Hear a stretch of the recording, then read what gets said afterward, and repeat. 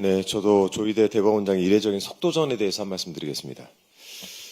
지금 대법원에서는 이례적인 일들이 발생하고 있습니다. 그런데 이 이례적인 일들이 하필 이재명 전 대표의 공직선거법 사건에 국한에서만 일어나고 있습니다. 대법원은 사건이 전원합의체에 회부된 당일에 합의 기일을 진행하고 첫 번째 합의 기일 이틀 후에 두 번째 합의 기일을 잡아서 한 주에 두 번 전원 합의하고 이 공직선거법 사건을 위한 합의 기일을 진행했습니다.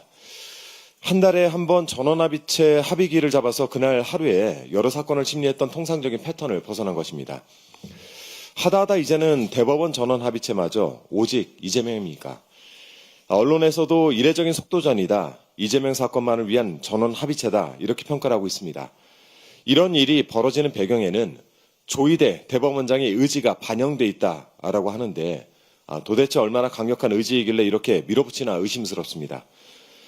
조희대 대법원장의 의지는 어느 방향을 향하고 있는 것입니까? 그저 재판을 신속하게 할 뿐인 겁니까? 아니면 다른 저희가 있는 것입니까? 과전이하라는 옛말이 있습니다. 오이밭에서는 신발을 고쳐 신지 말고 오얏나무 아래에서는 갓을 고쳐 쓰지 말란 뜻입니다. 대통령 선거를 앞둔 때 이재명 전 대표에 대한 이 급발진, 그러니까 대법원의 정적 중립에 대해서 오해를 사는 것 아니겠습니까? 대통령 선거일이 확정된 이후부터는 국민의 시간입니다. 대법원은 국민의 시간에서 물러날 것을 강력히 촉구드립니다. 어제 한덕수 권한대행이 국회에서 추경안에 대한 시정연설을 했습니다. 연설의 핵심은 추경안이 아니라 좀 다른 데 있는 것 같습니다. 한덕수 권한대행은 대미 관세 협상을 강행해야 하는 구차한 변명을 늘어놓기에 바빴습니다. 미국발 관세 정책 때문에 우리 산업에 상당한 부담이 초래될 것이다 라면서 협상의 필요성을 강변하고 지금 이 시각에도 여러 국가가 대미 관세 협상을 추진하기 위해서 치열한 경쟁을 벌이고 있다면서 위기감 조장을 하고 있고 우리도 가능한 신속하게 협상에 돌입해야 한다라면서 정당화를 했습니다. 이 협상에서 손 떼라라고 한덕수 권한대행에게 수차례 말하지 않았습니까? 온 국민의 사활이 달린 일을 한덕수 권한대행의 사익을 위해서 악용하지 말라고 더불어민주당은 누누이 경고를 해왔습니다. 각종 외신과 틈만 나면 인터뷰를 하면서 협상의 기술에 대한 일장연설을 늘어놓은 것 잘 알고 있습니다. 그렇게 해서라도 영어 잘하고 협상 잘하는 국가 지도자 이미지를 구축하고 싶었겠죠.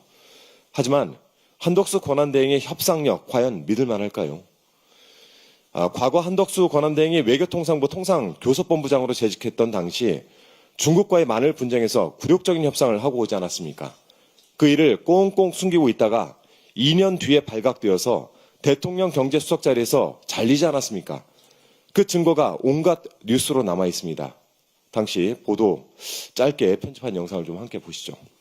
수입 자유화된다는 사실을 은폐한 문제와 관련해서 당시 협상을 담당했던 한덕수 대통령 경제수석과 서규룡 농림차관이 책임을 지고 오늘 물러났습니다. 지난 2000년 7월 중국과의 만일협상 당시 통상교섭본부장이던 한덕수 대통령 경제수석과 농림부 차관보이던 서규룡 차관이 오늘 만일협상에 책임을 지고 물러났습니다. 일방적으로 이렇게 포기하는 형식으로 외교협상에 임한다는 것은 향후 다른 외교적 협상에서도 똑같이 그 협상을 진두지휘한 건 저였고 관계부처와 협의를 유도한 것도 저고 그러니까 100% 제 책임하에서 진행된 협상이다.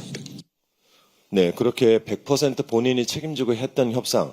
당시 양국의 시장 규모를 보면 저희 중국 측이 막은 휴대폰과 폴리에틸렌 수입 규모는 우리 측 마늘 수입 규모의 50배의 큰 시장이었습니다. 2000년 우리 정부는 중국산 마늘의 관세율을 기존 30%에서 315%까지 올렸습니다.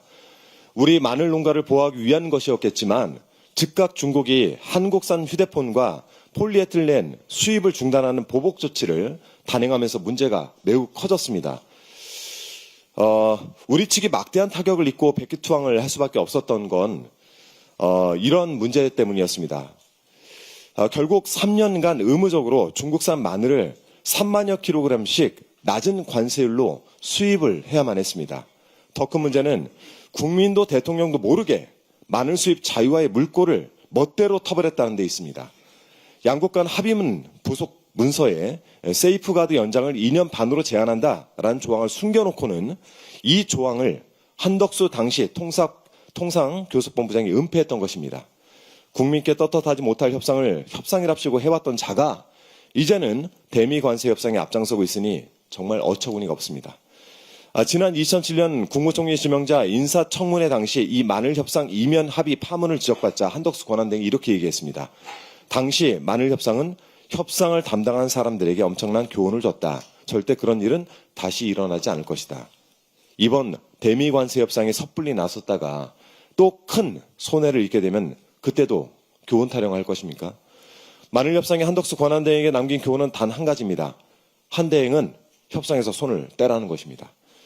우리 시간으로 오늘 새벽 6시경 한미 2+2 통상협의 결과에 대한 보도가 나왔습니다. 최상목 경제부총리는 관세 면제와 예외가 필요하다는 입장을 전달했다고 하면서 7월 초 패키지 합의를 추진하겠다라고 밝혔습니다. 그런데 과연 그 패키지 합의의 내용이 무엇인지 분명하게 말하지 않았습니다. 스콧 베선트 미국 재무장관은 한국인들이 일찍 협상하러 왔다라면서 그들은 자기들의 최선의 제안을 가져왔고 우리는 그들이 이를 이행하는지 볼 것이다 라고 말했습니다. 이게 협상입니까? 패키지 합의는 무엇이고 최선의 제안은 무엇입니까? 크게 우려하고 계시는 국민 앞에서 이 내용에 대해서 소상히 보고를 하시기 바랍니다. 그리고 최종적 합의와 결정은 다음 정부의 몫이라는 점 분명히 말씀드립니다. 이상입니다.